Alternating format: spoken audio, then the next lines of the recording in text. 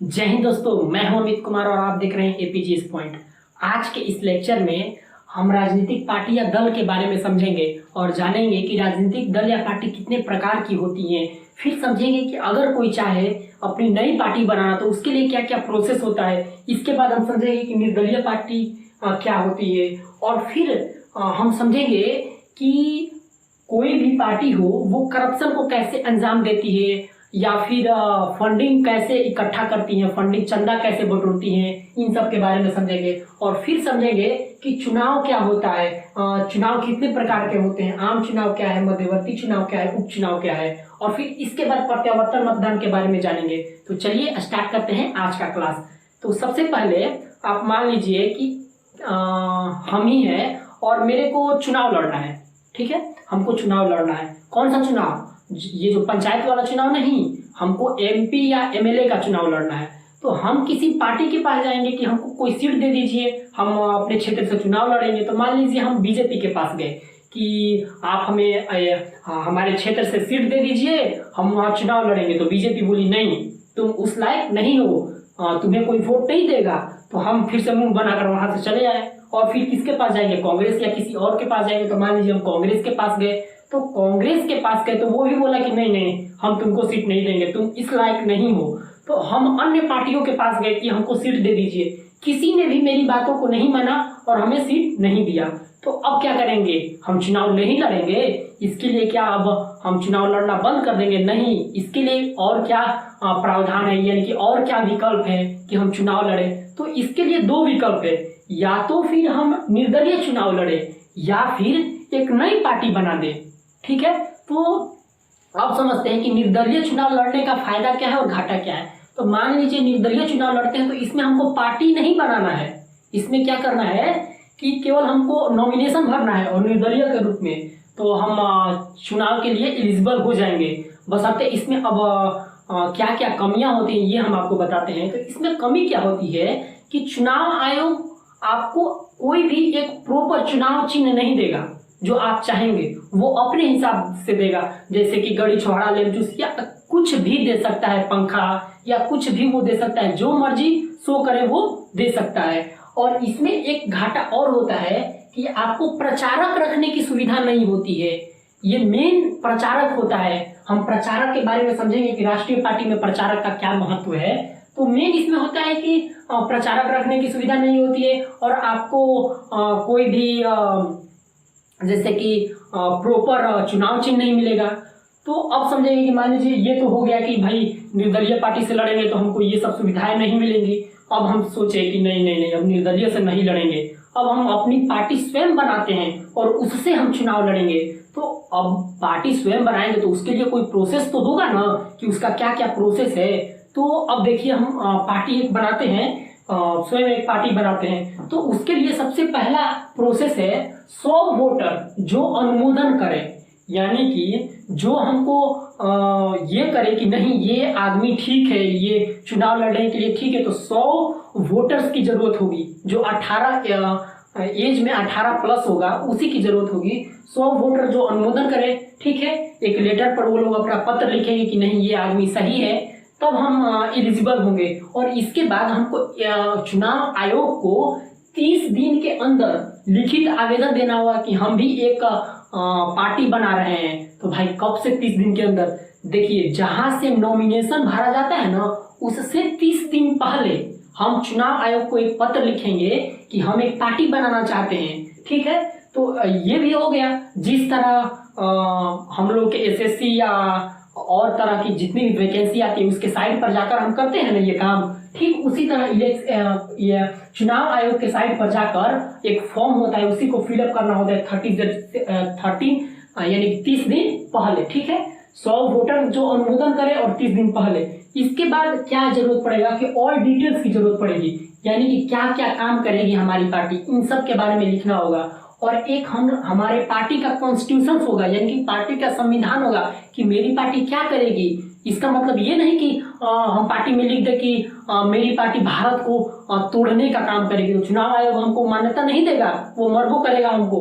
यानी कि एक पार्टी का कॉन्स्टिट्यूशन होना चाहिए जो हमारे अखंड देश को एक में संजोए रखे। तो उसके लिए पार्टी कॉन्स्टिट्यूशन होना चाहिए एक अच्छा, और प्लस में आपको bank account plus pan card होना चाहिए। ठीक है, बैंक अकाउंट किस लिए? चंदा को इकट्ठा करने के लिए, फंडिंग को इकट्ठा करने के लिए। मेन तो यही होता है, bank account plus pan, main मकसद तो यही होता है। और साथ साथ हमको चुनाव आयोग को 10,000 रुपये का डिमांड ड्राफ्ट बना कर देना पड़ता है। ये क्यों देना पड़ता है?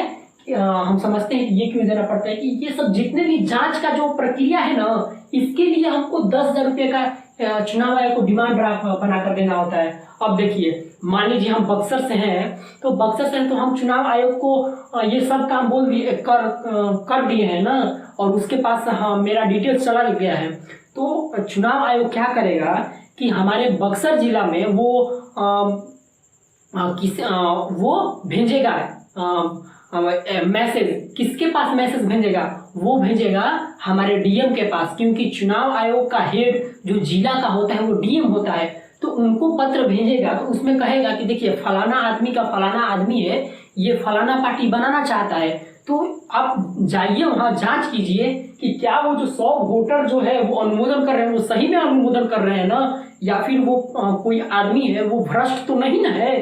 तो फिर इसी के लिए 10,000 रुपये का डिमांड उसको बना कर देना होता है। अगर जो डीएम आई और हमको अमान्य घोषित कर दी, तो ये पैसा नहीं मिलेगा, ये नॉन रिफंडेबल होता है पैसा। तो इसके लिए 10,000 रुपया दिया जाता है। तो अब समझ गए कि 10,000 रुपया क्यों दिया जाता है। अब समझते हैं कि मान लीजिए मेरी पार्टी को मान्यता दे दिया, ठीक है, मेरी भाई पार्टी बन गई। अब क्या हम चुनाव लड़ने के लिए योग्य हो गए? हाँ, योग्य हो गए, बशर्ते हम फंडिंग अभी नहीं जुटा सकते हैं, फंडिंग को इकट्ठा नहीं कर सकते हैं। तो अब हमको एक प्रॉपर, अब मान लीजिए मेरी पार्टी बन गई, तो हमको क्या मिल जाएगा? एक प्रॉपर चुनाव चिन्ह मिल जाएगा ना। तो अब हमको फंडिंग के लिए क्या करना होगा कि गैर मान्यता पार्टी, यानी कि राजनीतिक पार्टियां 3 प्रकार की होती है। एक होती है गैर मान्यता प्राप्त पार्टी, एक होती है क्षेत्रीय पार्टी, और एक होती है राष्ट्रीय पार्टी।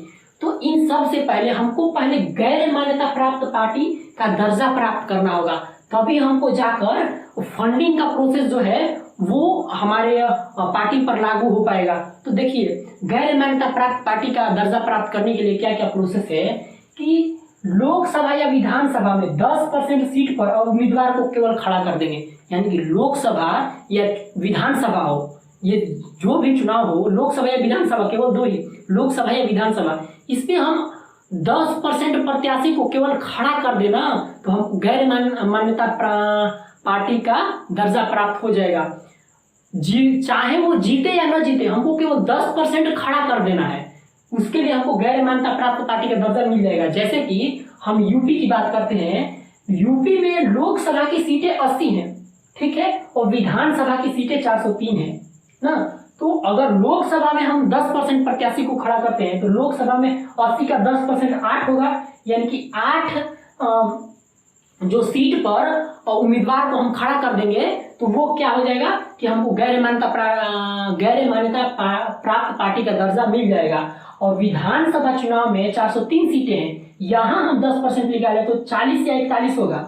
अगर यहाँ खड़ा कर दे 40 या 41 सीट पर, तो हमको गैर मान्यता प्राप्त पार्टी का दर्जा मिल जाएगा। ये नहीं इसमें है कि ये जीते या न जीते, इसको ध्यान में रखिएगा। अब बताइए कि लोकसभा चुनाव जो 2024 में होगा, हाँ, तो अब तो भाई ये तो बहुत दूर हो गया। अब कोई चाहेगा कि नहीं विधानसभा में, तो ये भी ऑप्शन है कि विधानसभा में 2022 में होगा, तो वो जल्दी प्राप्त कर लेगा, तो विधानसभा में 2022 में हो जाएगा। यूपी की बात कर रहे हैं, और अलग अलग राज्य के अलग अलग प्रावधान होते हैं। अब देखिए, अब हम समझते हैं कि कोई भी पार्टियां हैं वो फंडिंग को कैसे जुटाती हैं, ठीक है। तो फंडिंग के बारे में हम समझते हैं। देखिए, फंडिंग के बारे में क्या क्या होता है कि मान लीजिए हम पार्टी बना दिए, मेरी पार्टी का नाम है सफेद पार्टी,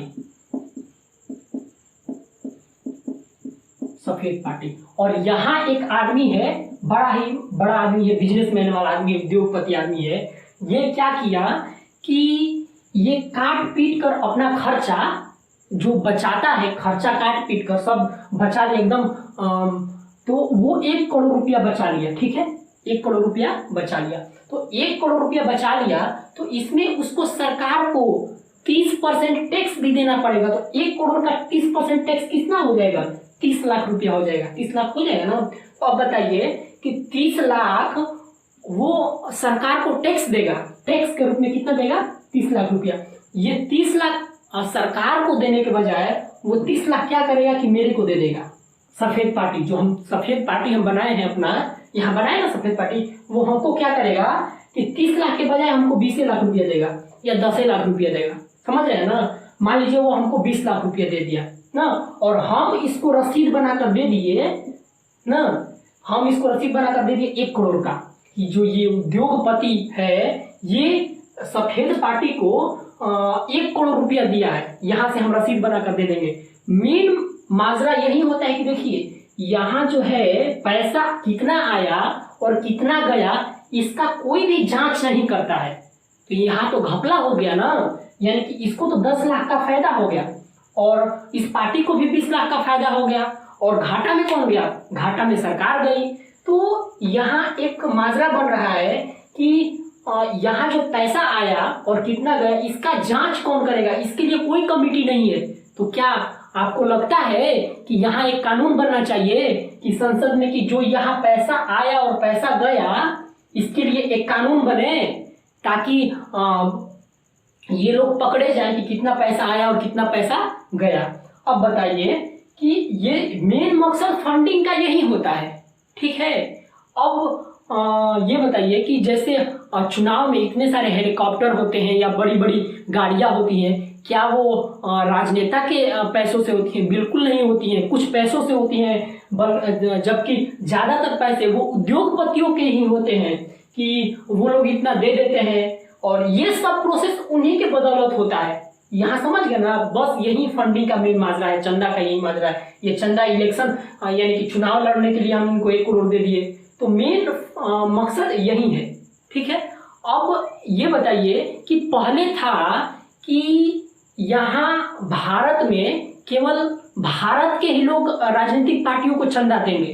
अब रूल क्या हुआ है कि भारत के ही नहीं लोग, बल्कि विदेश के भी लोग भारत को चंदा दे सकते हैं भारत के राजनीतिक पार्टियों को चुनाव लड़ने के लिए या कोई भी काम करने के लिए। तो ये बताइए, बड़ा ये सब जो भी विपक्ष वाले होते हैं, ये लोग कहते हैं कि कोई भी ऐसा मुद्दा उठता है तो उसमें किसी पक्ष वाले सरकार को अच्छे से पेशकश नहीं करते हैं। तो क्या वो जब अब क्या हुआ कि अब भारत में ये नियम जब मोदी सरकार आई तो इसको बदल दी, और इसको अब विदेश से भी पैसा आने का रास्ता खुल गया कि विदेश से भी लोग पैसा को फंडिंग कर सकते हैं। तो इसके लिए ये प्रावधान हो गया। हाँ, तो अब ये जो राजनीतिक पार्टियां जो विपक्ष में होती है वो इसके बारे में कुछ नहीं बोली। क्यों बोलेंगी? क्योंकि उसमें उनका लॉस है। समझ रहे हैं ना क्या है। तो इसीलिए ये सब पार्टियों के चक्कर में नहीं पड़ना चाहिए उतना, ठीक है। अब समझते हैं कि अब फंडिंग के बारे में भी समझ गए, और समझते हैं कि क्षेत्रीय पार्टी क्या होती है। क्षेत्रीय पार्टी का दर्जा प्राप्त करने के लिए हम सबको क्या करना पड़ेगा? तो क्षेत्रीय पार्टी का दर्जा प्राप्त करने के लिए सबसे पहले हमको विधानसभा चुनाव में 8% वोट पाए हो, यानी कि अगर हमारे उम्मीदवार वहां खड़े हैं, ठीक है, विधानसभा में, तो केवल 8% वोट पाए हो, जीते या न जीते, कुल वोट का 8%। मान लीजिए कि किसी भी राज्य का 4 करोड़ है, वहां का वोटर जो चुनाव वोट दिए हैं, तो 4 करोड़ का 8%, समझ रहे हैं ना। चाहे वो जीते या न जीते, उसकी कोई गारंटी नहीं है, उसका कोई मकसद नहीं है, बस 4 करोड़ का 8% जीत जाए। तो विधानसभा चुनाव में 8% वोट पाए हो, या फिर विधानसभा चुनाव में 6% वोट पाए हो और प्लस में 2 MLA उनके जीत गए हो, तभी भी उनको क्षेत्रीय पार्टी का दर्जा मिल जाएगा। तो आप समझे ना क्या क्या होता है कि विधानसभा चुनाव में 8% वोट पाए हो तभी भी उनको क्षेत्रीय पार्टी का दर्जा मिल जाएगा, या फिर विधानसभा चुनाव में 6% वोट पाए हो और प्लस में 2 MLA उनके जीत गए हो, तभी भी क्षेत्रीय पार्टी का दर्जा मिल जाएगा। अब चलते हैं बड़ी पार्टी में, यानी कि राष्ट्रीय पार्टी क्या होती है। राष्ट्रीय पार्टी का दर्जा प्राप्त करने के लिए क्या करना होगा? तो सबसे पहले इसमें हमको ये होता है कि इसमें हमको 40 प्रचारक रखने की सुविधा है। अब यहाँ समझते हैं, हम बोले थे कि प्रचारक रखने का क्या प्रावधान होता है। तो देखिए इसमें 40 प्रचारक हम रख सकते हैं।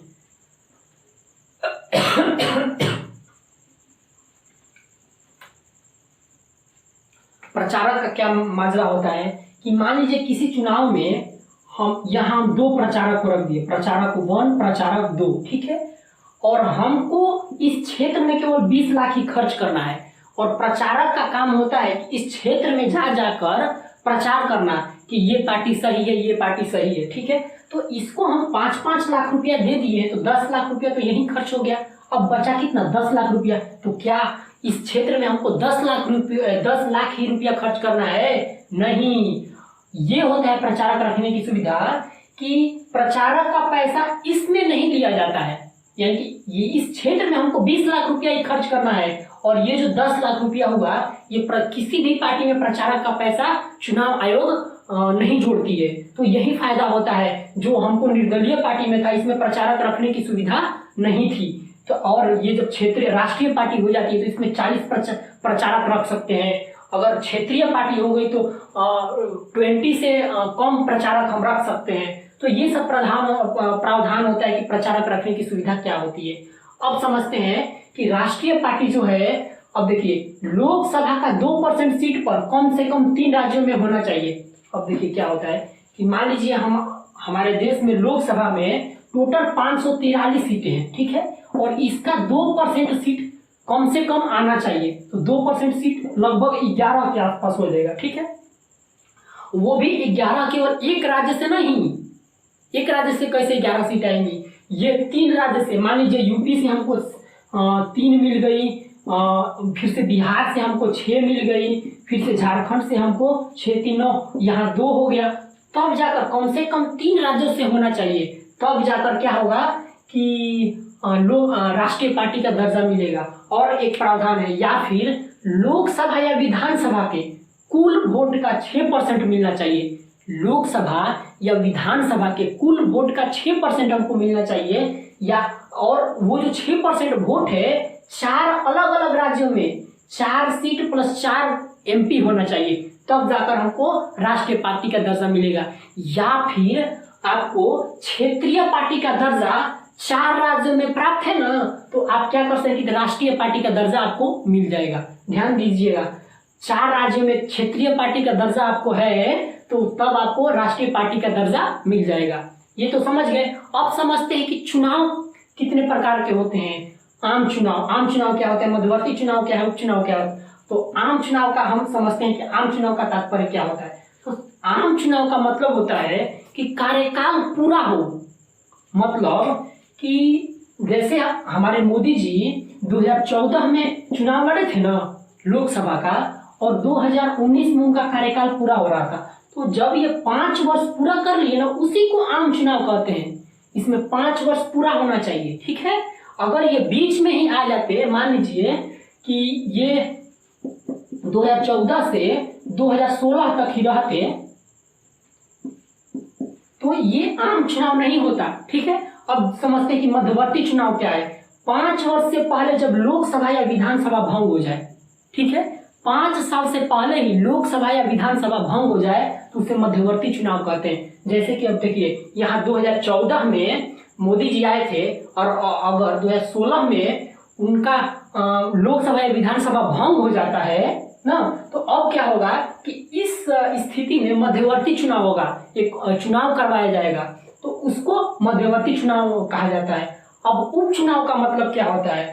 उपचुनाव का मतलब होता है कि कुछ ही सीटों पर चुनाव कराया जाए, ठीक है, कुछ ही सीटों पर चुनाव करवाया जाए। इसका मतलब होता है, हम समझाते हैं आपको, कि मान लीजिए कोई राजनेता ए है, ये कहीं 2 जगह से खड़ा हो गया, यहाँ से भी खड़ा हो गया है और यहाँ से भी खड़ा हो गया, और दोनों जगह से जीत गया, तो क्या अब दोनों जगह का वो प्रतिनिधित्व करेगा? नहीं, वो एक जगह का ही करेगा, या फिर यहाँ का करेगा, यहाँ का करेगा। तो अगर यहाँ का कर रहा है तो यहाँ का सीट खाली हो जाएगा कि नहीं खाली होगा। तो यहाँ के लिए वो क्या करेगा, अब चुनाव आयोग क्या करेगी कि उपचुनाव करवाएगी। यहाँ तो सीट खाली हो गया तो उसी को उपचुनाव कहा जाता है। तो अब हम समझ गए कि उपचुनाव क्या होता है। अब समझते हैं कि प्रत्यावर्तन मतदान क्या होता है। देखिए प्रत्यावर्तन मतदान क्या होता है कि प्रत्यावर्तन मतदान का मतलब होता है कि जैसे प्रत्याशी या उम्मीदवार को जिताने के लिए वोट दिया जाता है ना, ठीक उसी तरह अगर जनता नाखुश है, जनता उसे असंतुष्ट है, तो उसको हराने के लिए भी चुनाव कराया जाए, उसी को प्रत्यावर्तन मतदान कहा जाता है, प्रत्यावर्तन मतदान कहा जाता है। जबकि ये हमारे संविधान में इसका कोई उल्लेख नहीं है कि प्रत्यावर्तन मतदान हो। कई राज्य हैं जो अपना पंचायत चुनाव करवाती हैं प्रत्यावर्तन मतदान के तहत, यानी कि मान लीजिए कोई पंचायत में मुखिया है तो ये कुछ दिन बाद अच्छा काम नहीं करा तो इसको प्रत्यावर्तन मतदान के तहत पुनः जनता के द्वारा एक एक आदमी वोट देगा कि कौन कौन इसे हटाना चाहता है, तो उसके तहत प्रत्यावर्तन मतदान कराया जाता है, उसको हटा दिया जाता है। तो आज के इस लेक्चर में हम सब इतना समझे और मिलते हैं किसी एक नए लेक्चर के साथ। तो तब तक अपना ख्याल रखिएगा। जय हिंद।